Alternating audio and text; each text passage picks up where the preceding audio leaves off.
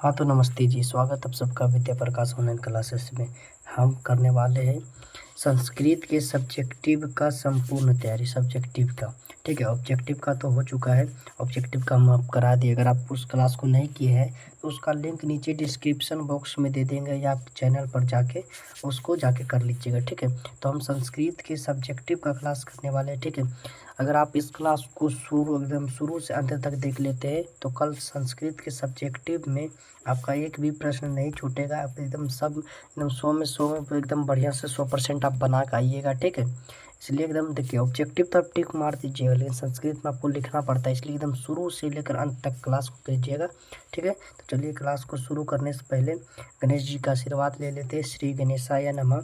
ठीक है, तो क्लास को शुरू करने से पहले आप लोग क्लास को एक बार शेयर जरूर कर दीजिए, अपने सभी दोस्तों में शेयर करके क्लास को एक बार लाइक भी कर दीजिए। ठीक है, और चैनल पर नए तो चैनल को सब्सक्राइब जरूर कर ले, क्योंकि इस चैनल पर आपको पूरा एग्जाम का संपूर्ण तैयारी मिलेगा। ठीक है, आपको नोट्स भी मिलेगा।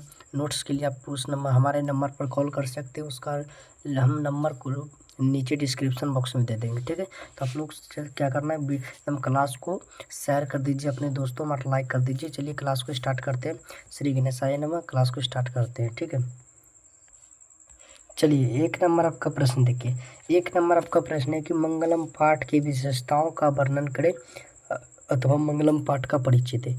कल ये प्रश्न आपको एकदम 100% आपके एग्जाम में देखने के लिए मिलेगा, इसलिए जितना भी हम पढ़ा रहे हैं इस सभी प्रश्नों को एकदम बढ़िया से आप लोग 100% तैयारी कर लीजिएगा। क्लास को देख करके लिख करके जैसे भी आपको अच्छा से एकदम तैयारी कर लीजिएगा। ठीक है, तो पहला प्रश्न आपका क्या है कि मंगलम पाठ की विशेषताएं का वर्णन करें अथवा मंगलम पाठ का परिचय दें। ठीक है, तो आपको उत्तर लिखना है कि मंगलम पाठ में 5 मंत्र है, जो ईशावास्य, कंठोपनिषद, मुंडकोप उपनिषद और श्वेताश्वर नामक उपनिषद से लिया गया है।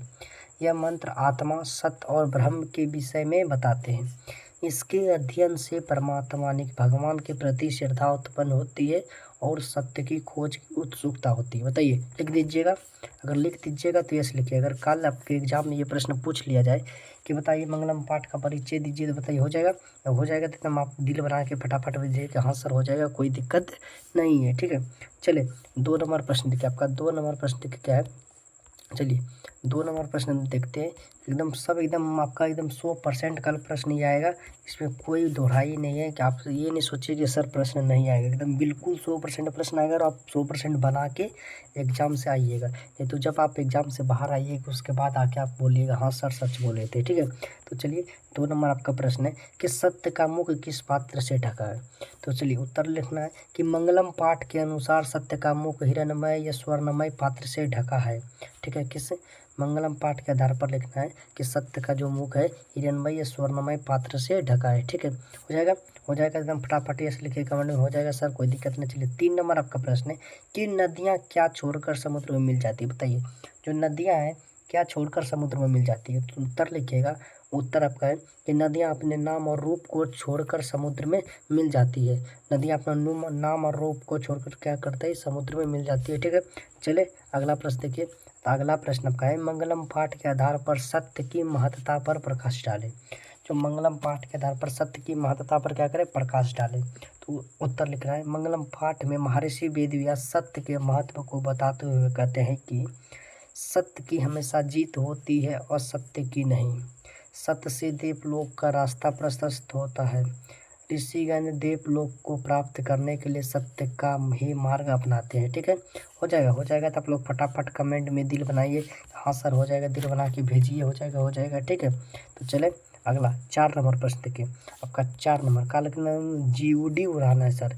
जीओडी का मतलब क्या होता है, देखिए जीओडी कल का एग्जाम में जीओडी उड़ाना है। जीओडी का मतलब होता है जी से गर्दा, यू से उड़ा, डी से टेंगा, यानी कि गर्दा उड़ा देंगे एग्जाम में। ठीक है, तो चलिए अगला 4 नंबर आपका प्रश्न देखिए। तो आपका 4 नंबर प्रश्न क्या है, तो 4 नंबर प्रश्न की प्रश्न पहले पढ़िए कि मंगलम पाठ के आधार पर आत्मा की विशेषताएं बतलाए। तो आत्मा का विशेषताएं आपसे पूछ रहे, तो लिखिएगा कि मंगलम पाठ में कंठोप उपनिषद के मंत्र में महर्षि वेदव्यास कहते हैं कि आत्मा परमात्मा का अंश है। आत्मा क्या है, परमात्मा का अंश है। प्राणियों की हृदय रूपी गुफा में आत्मा निवास होता है। आत्मा का निवास। और भी लिख सकते हैं कि आत्मा सत्य है, आत्मा महान से भी महान होता है, छोटा से भी छोटा कौन होता है? आत्मा। ये सब भी आप लिख सकते हैं, ठीक है।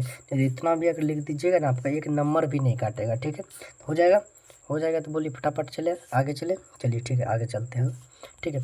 चलिए 5 नंबर देखिए। 5 नंबर है कि उपनिषद को आध्यात्मिक ग्रंथ क्यों कहा गया है? ये प्रश्न आपको कल देखने के लिए मिलेगा ही मिलेगा।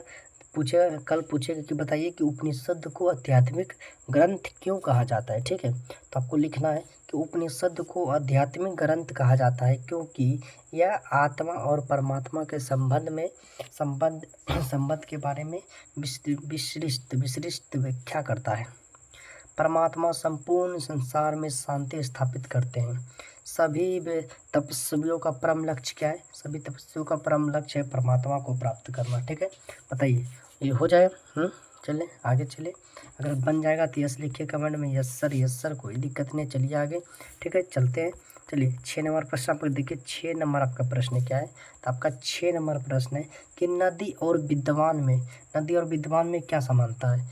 नदी और विद्वान में आपसे समानता पूछ रहा है तो आप लिखिएगा कि जिस प्रकार बहती हुई नदियाँ अपने नाम और रूप को छोड़कर यानी कि त्याग कर समुद्र में मिल जाती है, ठीक उसी प्रकार विद्वान भी अपने नाम और रूप की प्रवाह किए बिना ईश्वर में मिल जाते हैं। दोनों में यही समानता है, ठीक है।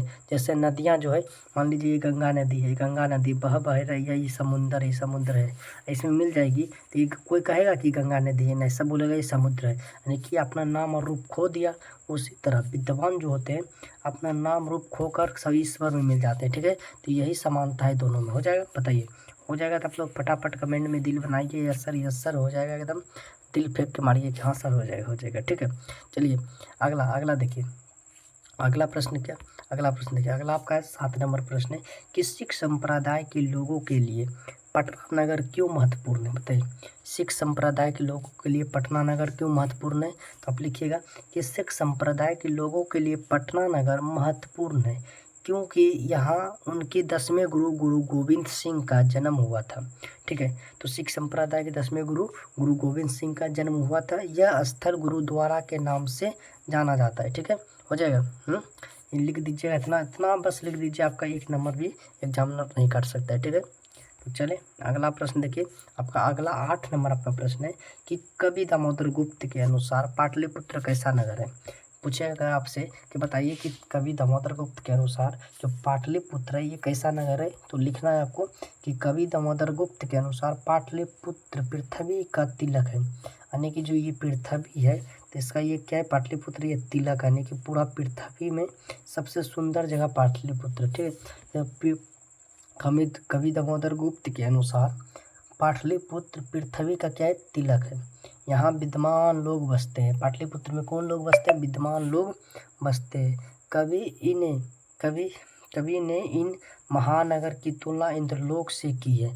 जो दामोदर गुप्त जी कवि है वो दामोदर गुप्त जी ने इसका तुलना किससे, पटना का तुलना किससे किया है? इंद्रलोक से।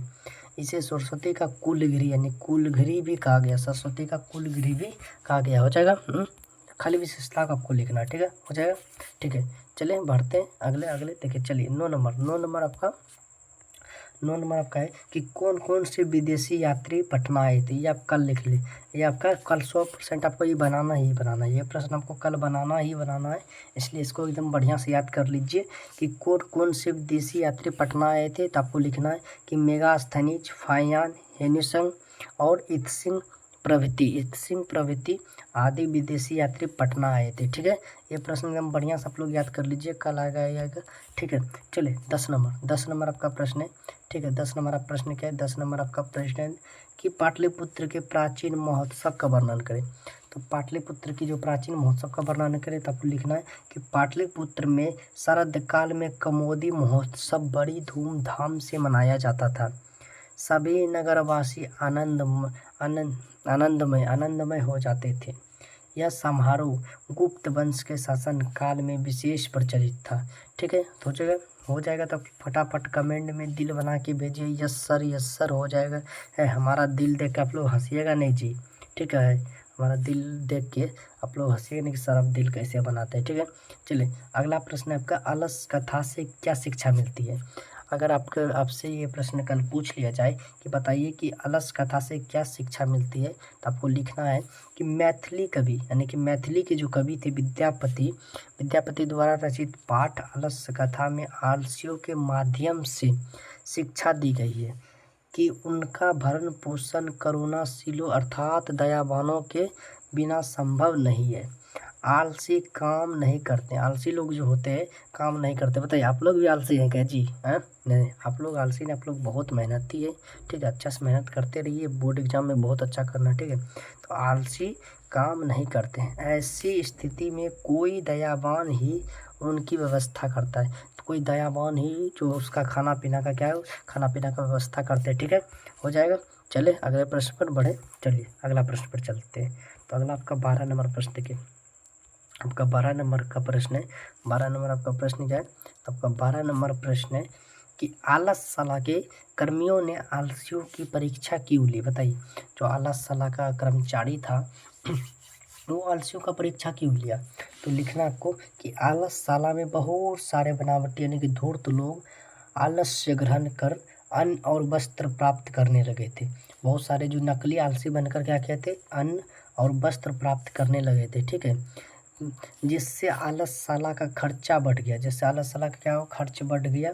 अधिक खर्च को देखकर वहाँ के कर्मियों ने यानी कि कर्मचारियों ने आलसियों की परीक्षा ली कि सच में ये लोग आलसी हैं कि झूठे मुट्ठे के जी आए हैं खाली खर्चा बढ़ाने। ठीक है, तो इसलिए आलसियों का परीक्षा लिए थे। हो जाएगा, हो जाएगा। तो आप लोग फटाफट कमेंट में दिल बनाइए, कमेंट में जी। देखिए अपनी बढ़िया दिल बना जी। हाँ एकदम। चले ठीक है, चले 13 नंबर देखिए। चले 13 नंबर प्रश्नों को देखिए। आपका 13 नंबर आपका प्रश्न है कि आलसशाला के कर्मियों ने आलसियों को आग से कैसे और क्यों निकाला?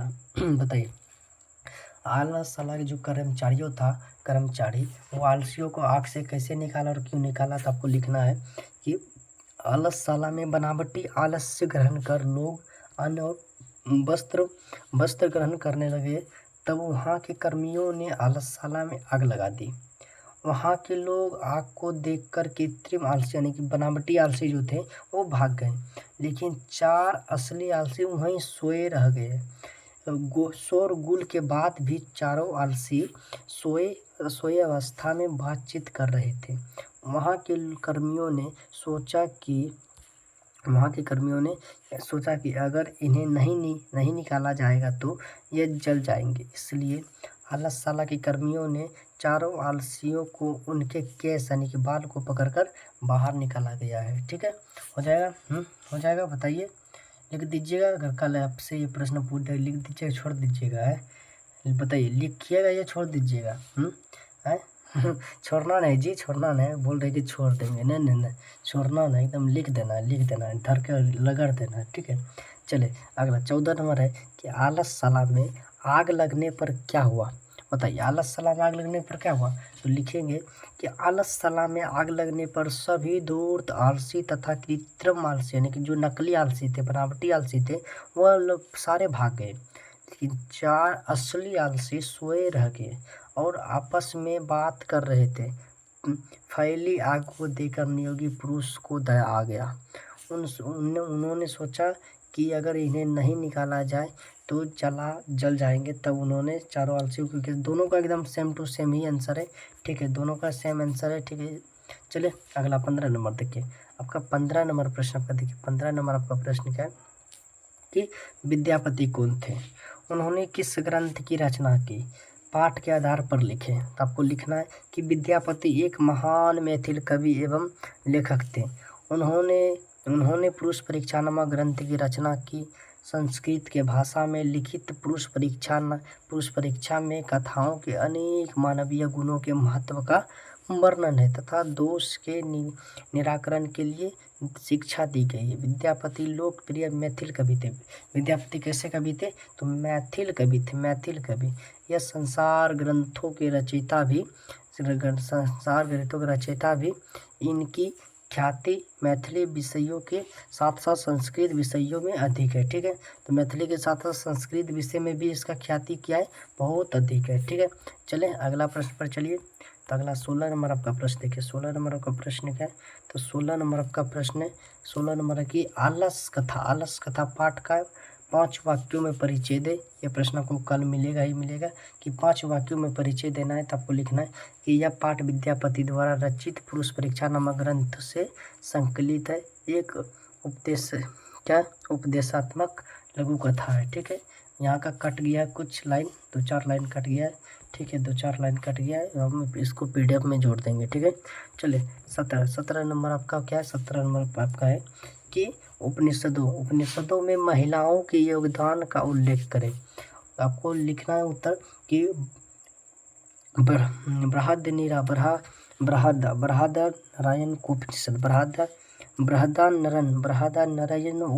उपनिषद में याज्ञवल्क्य की पत्नी मैत्रेय की दार्शनिक रुचि का वर्णन है।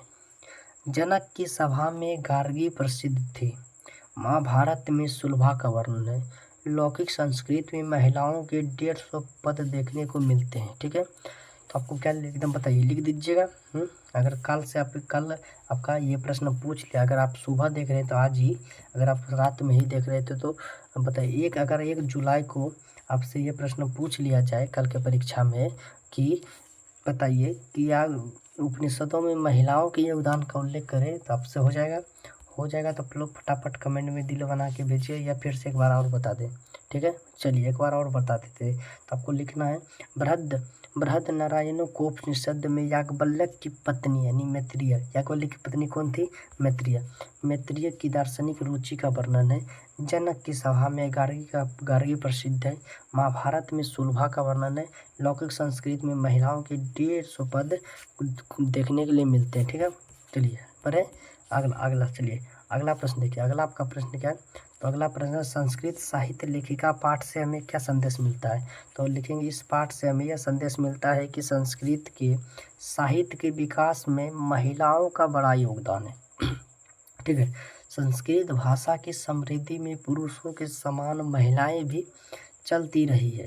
वैदिक युग से आधुनिक समय तक ऋषिकाएं, कवित्री, लेखिकाएं आदि ने काफ़ी योगदान दिया है। ठीक है, हो जाएगा तो आप लोग फटाफट कमेंट में दिल बना के भेजिए, यस सर हो जाएगा, कोई दिक्कत नहीं है। चले 19 नंबर प्रश्न आपका। 19 नंबर आपका प्रश्न कि विजयनगर राज्य में संस्कृत भाषा की क्या स्थिति थी। 3 वाक्यों में आपको उत्तर देना है। तो लिखना आपको विजयनगर के सम्राट संस्कृत भाषा के संरक्षण के लिए किए गए प्रयास बहुत ही सराहनीय है। यानी कि जो विजयनगर के राजा थे वो संस्कृत भाषा के संरक्षण बचाव के लिए बहुत ही प्रयास किए थे। उनके अंतःपुर में भी संस्कृत रचना में कुशल स्त्रियां थीं। महारानी विजय भट्टारिका ने बहुत सारे संस्कृत साहित्य की रचना की है। हो जाएगा, बताइए, लिख दीजिएगा। अगर कल आपसे ये प्रश्न हो जाए, पूछ ले जाए तो लिख दीजिएगा। एकदम बिल्कुल लिख देंगे सर, बिल्कुल। ठीक है, बहुत बढ़िया।